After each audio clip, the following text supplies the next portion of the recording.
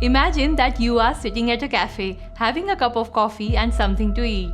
Just then, someone walks up to the table, pulls a chair opposite yours, and sits down without asking.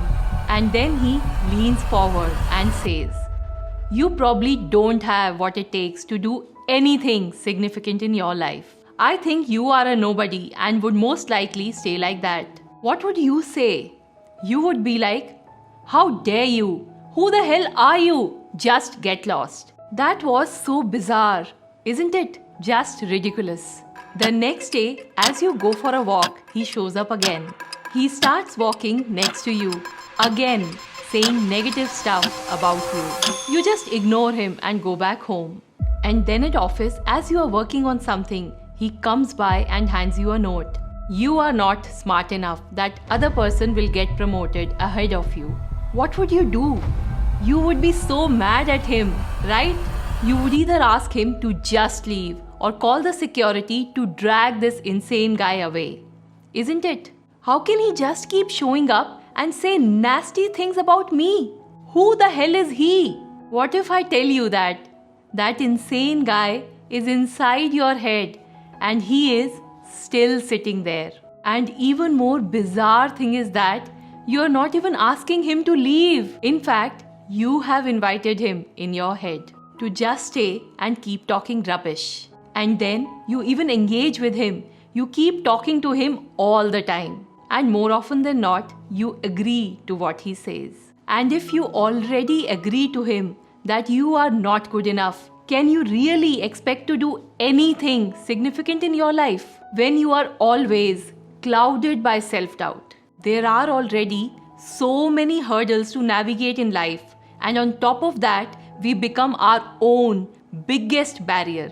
And why do you think we got so angry at that guy in the cafe who was talking badly to us, or while we were walking, or in the office, that we wanted to kick him away? But then, if that same guy is inside our head, we keep listening to him. Why? That is because we think that this guy in our head is us, and whatever he says is true. This is the worst mistake. The biggest mistake we ever make is that we think this guy in our head is us. So it must be telling the truth. But let me tell you, we can't trust everything that comes up in our head. It's often a combination of many things. Be it our past incidents, our present circumstances, our genetics, and also our biases. And one of the biggest bias that we have is our negativity bias. Let me give you a real example. I had this student in college where I was teaching. He was always very quiet and reserved. He did not talk much. But when I checked his answer sheets, I could see his brilliance. One of the best I had seen. I had a chat with him separately. For various reasons, especially because of his shyness, during childhood, his neighbors, his friends mocked him. And he developed an inferiority complex that he is not good enough. Not smart enough to stand confidently and talk in front of people. He became more and more reserved because that person in his head was telling him that he is no good. And this guy has cracked this tough entrance exam to get admission in this college, which only top 1% can achieve. Yet he thinks he is no good. I had to actively work with him during multiple meetings. I had to bring out his strengths so many times for him to even start thinking that he is a genius. I'm sure many of you have this inside your head that maybe you are not good enough, not smart enough, not beautiful enough, not fit or whatever. But just this 1 minute, let's keep that aside. I want you to think of 3 things that you have done in your life or that you have in your life that you are proud of. For example, are you a kind person? Oh great, that counts. Have you been a loving father or husband or mother or wife? You take care of them. That's another one. Do you have close friends? That's great, go on. Doesn't matter how big or small. Maybe you helped your kid do the homework or you made them sleep telling a story. You prepared the office presentation on time and completed a difficult project. Maybe you helped an old person cross the road or help your mom cook a meal. Whatever, no matter how small or big, everything counts. So, tell me one thing. When was the last time you thought about all this? I know, never. Never ever. What do you always think about? That mistake you made in office work. That thing you forgot to do. That humiliation at school. We think about all this. Always. Here's the thing. We humans have a negativity bias. That even if we have 100 good things in our life, we focus mostly on the 2 that are not good. So you see how that person sitting in your head operates. He's always looking at those 2 negative things. That guy in our head keeps churning negative statements one after another. This is our negative self-talk. That guy will always see the thorns and not the roses. He will always see half glass empty and not half glass full. But you have the power to change this guy. Unfortunately, we can't call the security and kick him away. It's not that easy. But yes, we can change that person sitting in our head.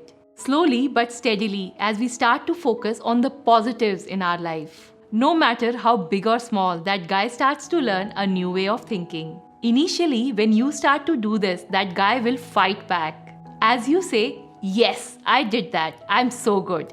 He will say, so what if you achieved this? Remember that time when you miserably failed? It's okay. He has been conditioned to think this way for years. Give him some time and just try to focus on the positives. Slowly and steadily, it will start to change. This works in 3 stages. Number 1, learning. First stage is learning. Learning that not all thoughts in our head are true. Learning that there is a bias and you need to focus on the positives. So when this guy starts telling you that you are no good, you do not immediately accept it. Now you have learnt it, so you question it. Why am I not good? What makes him say that? You start to question him. And this is a big first step. Now we come to stage 2, the doing.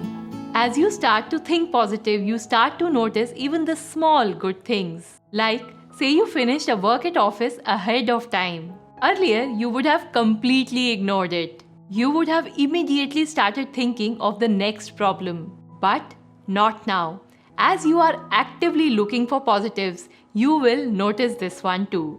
That I finished this work in time. And you will add a feather in your cap for finishing the work smartly ahead of time.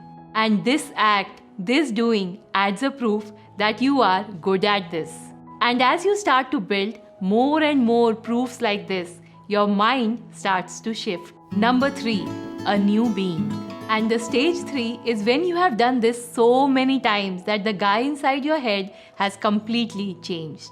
It now focuses more on the positives and ignores the negative thoughts. Even if there is a mistake, it learns from it and moves on. It no longer goes into a negative rant like earlier. In stage 3, you are a new being. It's a new you. You have completely transformed the guy in your head. And that takes time. But that is how we cultivate self-love. We may be far, far away from stage 3.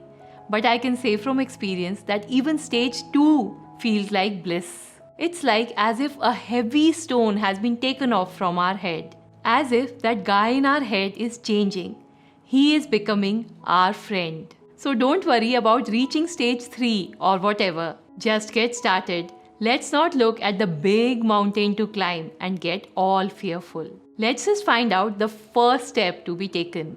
And just take it. And then the next. And soon you will be enjoying the view from the top.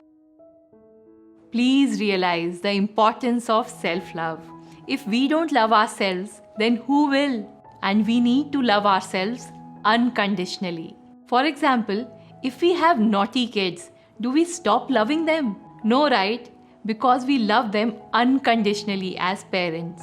It's not that only when they do that XYZ thing, then only we will love them. Then, why are we so critical of ourselves? Only when I lose those 10 kgs will I love myself. Only when I dress better. Only when I get that promotion. Only when my boss appreciates me. Why?